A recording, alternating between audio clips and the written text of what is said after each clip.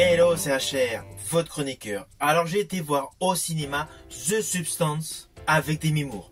Alors on va pas se mentir, j'ai principalement été voir ce film pour 3 raisons. La première, c'est que ce film a fait beaucoup de bruit au dernier festival de Cannes et il a remporté le prix du meilleur scénario.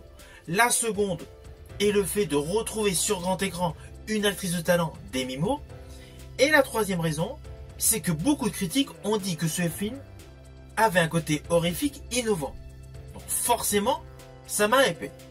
Ceci dit, sur le côté horrifique innovant, on est dans un registre proche des œuvres de David Cronenberg. Mais j'y reviendrai plus tard. Ce qu'il faut savoir pour le moment, c'est que ce film est un body horror franco-britannique et américain, réalisé par Coralie Forja. Alors ce film de 2024 n'est que sa deuxième réalisation en tant que long métrage. Son premier film était Revenge, sorti en 2017. Néanmoins, ça a beau n'être que sa deuxième réalisation, les plans séquences de son film sont de toute beauté. Avant d'aller plus loin, voici l'histoire. Le film raconte l'histoire d'Elizabeth Sparkle, une star d'Hollywood dont la carrière est en déclin. Pour échapper à l'oubli, pour éviter de disparaître complètement du devant de la scène, elle décide de tester un produit révolutionnaire. Celui-ci lui permet de devenir une version plus jeune, plus belle et plus parfaite d'elle-même. Naturellement, il y a des conséquences à l'utilisation incorrecte de ce produit. Et celles-ci, justement, peuvent être désastreuses. Ainsi, ce produit vous permet de générer une autre version de vous-même. Plus jeune et naturellement plus parfaite. Alors dans ce film, il y a principalement 2 parties. Une partie version vieille, on va appeler ça comme cela. La partie interprétée par Demi Moore via son personnage Elizabeth Sparkle. Et la partie jeune, interprétée par l'actrice Margaret Qualley pour son personnage Sue. Alors naturellement, tout au long de ce film, il y a des références au fait du vieillissement de certaines stars qui peuvent partir dans l'oubli. Qui dit rapport vieillesse-jeunesse, forcément, il y a une notion de chirurgie esthétique. Alors niveau cadrage et plan séquence, on est vraiment sur un amalgame de plans magnifiques qui font référence à de nombreux cinéastes. Alors naturellement avec en exergue Shining de Stanley Kubrick.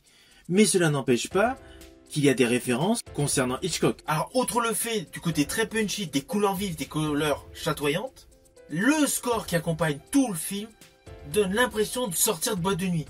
Cela rajoute un côté survitaminé à ce film aux ambiances très particulières. Toujours côté réalisation, il y a beaucoup de zoom sur certaines séquences, on va reconnaître dégueu, mais cela fait penser justement à David Cronenberg, notamment par rapport à certains plans séquences de son film Festin nu avec Peter Weller. Et dans ce film The Substance, comme dans les films de David Cronenberg, il y a un réel travail sur les sonorités.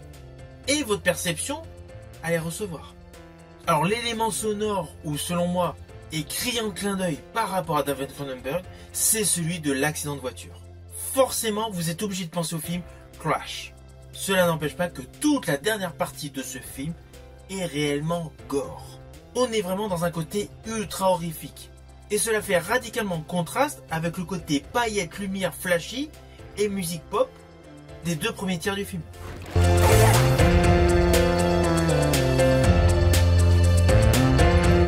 Alors pour la petite histoire, je rajouterai que les effets gore de ce film, surtout dans le final de ce film, font aisément penser au film d'horreur Society qui a participé au Festival d'Avoriaz en 1990. C'était pour la petite histoire. Alors naturellement, c'est un film que je vous invite à découvrir. Tant pour le côté visuel, tant pour l'histoire qui tient en haleine du début jusqu'à la fin, et essentiellement pour la prestation de Demi Moore. Alors perso, au vu de son physique et de son âge, cette actrice n'a radicalement pas besoin de cette substance.